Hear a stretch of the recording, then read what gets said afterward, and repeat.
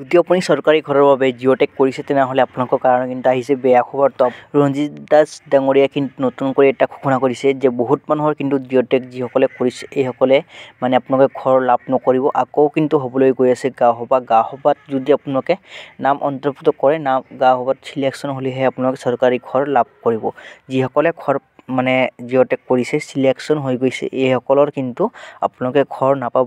তো মই কোৱা কথা নহয়, এইটো ৰঞ্জিত দাস ডাঙৰীয়া এই কথাটো মানে ঘোষণা কৰিছে। তো আপোনালোকে এই ভিডিঅ' ক্লিপটো আপোনালোকে চাওক। গৃহহীন যিমান লোক আছে সেইসকলক প্ৰত্যেক ঘৰ গৃহহীন লোক বা যাৰ কেঁচা ঘৰ আমি তেওঁলোকক ইতিমধ্যে আমি সংকল্প লৈছিলোঁ পকী ঘৰ দিয়াৰ ব্যৱস্থা আমি কৰা। মাননীয় মুখ্যমন্ত্ৰী ডাঙৰীয়াই এই বিষয়ে আগতে সদৰি কৰিছে, ময়ো আজি সদৰি কৰিছোঁ যে অসমত থকা প্ৰতিজন যাৰ কেঁচা ঘৰ থকা ব্যক্তিসকলে আগন্তুক দিনত পকী ঘৰ তেওঁলোকে পাব। ইতিমধ্যে আমাৰ 28 লাখ ঘৰ আমাক আবণ্টন দিছিলে মাননীয় প্ৰধানমন্ত্ৰী নৰেন্দ্ৰ মোদী ডাঙৰীয়াৰ নেতৃত্বত, আৰু 28 লাখৰ ভিতৰত ইতিমধ্যে 22 লাখ আমাৰ সম্পূৰ্ণ হৈছে। বাকী আমাৰ 6 লাখৰ কাম নিৰ্মাণ কাৰ্য চলি আছে। অতি শীঘ্ৰে তেওঁলোকৰ এমাহ দুমাহৰ ভিতৰতে কামবোৰ সম্পূৰ্ণ হ'বগৈ। ইয়াৰ মাজতে আমাৰ ভাল খবৰ যে আমাক নতুনকৈ অতি কমেও 10 লাখ ঘৰ প্ৰধানমন্ত্ৰী নৰেন্দ্ৰ মোদী ডাঙৰীয়াই আমাক নতুনকৈ আবণ্টন দিব, ভাৰত চৰকাৰে আবণ্টন দিব।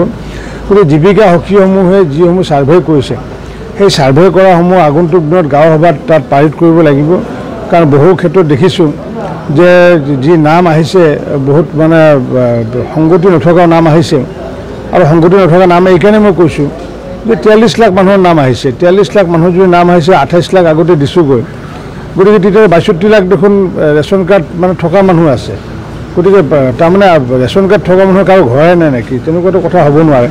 গতিকে সেইবোৰ আমি গাঁও সভাত পাৰিত কৰিব লাগিব, আৰু গাঁও সভাত পাৰিত কৰাৰ ক্ষেত্ৰত পঞ্চায়তৰ সভাপতি আৰু পঞ্চায়তৰ সচিবে তাত স্বাক্ষৰ কৰিব লাগিব, যাতে ঘৰত থকা মানুহে যাতে পুনৰ ঘৰ নাপায় তাৰ কাৰণে আমি বিহিত ব্যৱস্থা কৰিছোঁ। আৰু পৰ্যায়ক্ৰমে আমি আগন্তুক দিনত এইবাৰ নতুনকৈ 10 লাখ হয়তো ঘৰ আমি পোৱাৰ এটা সম্ভাৱনা এটা আছে। মাননীয় প্ৰধানমন্ত্ৰী ডাঙৰীয়াই ঘোষণা কৰিব। গতিকে আমি এটাই অংগীকাৰ কৰিছোঁ যে প্ৰতিগৰাকী গৃহহীন নাগৰিকক অসমত আমি আগন্তুক দিনত গৃহ দিয়াৰ কাৰণে ব্যৱস্থা কৰিছোঁ। গৃহহীন যিমান লোক আছে সেইসকলক প্ৰত্যেক ঘৰ গৃহহীন লোক বা যাৰ কেঁচা ঘৰ আমি তেওঁলোকক ইতিমধ্যে আমি সংকল্প লৈছিলোঁ পকী ঘৰ দিয়াৰ ব্যৱস্থা আমি কৰা। মাননীয় মুখ্যমন্ত্ৰী ডাঙৰীয়াই এই বিষয়ে আগতে সদৰি কৰিছে, ময়ো আজি সদৰি কৰিছোঁ যে অসমত থকা প্ৰতিজন যাৰ কেঁচা ঘৰ থকা ব্যক্তিসকলে আগন্তুক দিনত পকী ঘৰ তেওঁলোকে পাব। ইতিমধ্যে আমাৰ 28 লাখ ঘৰ আমাক আবণ্টন দিছিলে মাননীয় প্ৰধানমন্ত্ৰী নৰেন্দ্ৰ মোদী ডাঙৰীয়াৰ নেতৃত্বত, আৰু 28 লাখৰ ভিতৰত ইতিমধ্যে 22 লাখ আমাৰ সম্পূৰ্ণ হৈছে। বাকী আমাৰ 6 লাখৰ কাম নিৰ্মাণ কাৰ্য চলি আছে। অতি শীঘ্ৰে তেওঁলোকৰ এমাহ দুমাহৰ ভিতৰতে কামবোৰ সম্পূৰ্ণ হ'বগৈ। ইয়াৰ মাজতে আমাৰ ভাল খবৰ যে আমাক নতুনকৈ অতি কমেও 10 লাখ ঘৰ প্ৰধানমন্ত্ৰী নৰেন্দ্ৰ মোদী ডাঙৰীয়াই আমাক নতুনকৈ আবণ্টন দিব, ভাৰত চৰকাৰে আবণ্টন দিব।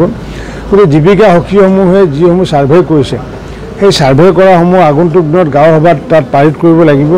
কাৰণ বহু ক্ষেত্ৰত দেখিছোঁ যে যি নাম আহিছে বহুত মানে সংগতি নথকা নাম আহিছে, আৰু সংগতি নথকা নাম এইকাৰণে মই কৈছোঁ যে 43 লাখ মানুহৰ নাম আহিছে। 43 লাখ মানুহৰ যদি নাম আহিছে 28 লাখ আগতে দিছোঁগৈ, গতিকে তেতিয়া 62 লাখ দেখোন ৰেচন কাৰ্ড মানে থকা মানুহ আছে।